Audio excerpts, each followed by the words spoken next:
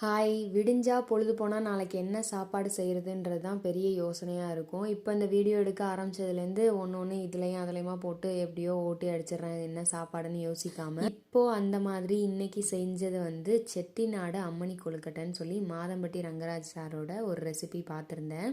அது என்னோட குக்கிங் வீடியோக்காக எடுத்தேன். அரிசி மாவில் உப்பு சுடுதண்ணி சேர்த்து இந்த மாதிரி சைஸில் பால் மாதிரி உருட்டி வேக வச்சுக்கிட்டேன். கீரை 10 ரூபா கட்டுன்னு வித்துட்டு இருந்ததுனால நிறைய பேர் வாங்கிட்டு இருந்தாங்க. நான் வெந்தயக்கீரை வாங்குவோன்னு போனேன். நான் போகிறதுக்குள்ளே காலி ஆயிடுச்சு. சரின்னு 2 கீரை கட்டு வாங்கிட்டு மேலே வந்துட்டேன். கொழுக்கட்டை வெந்துருச்சு.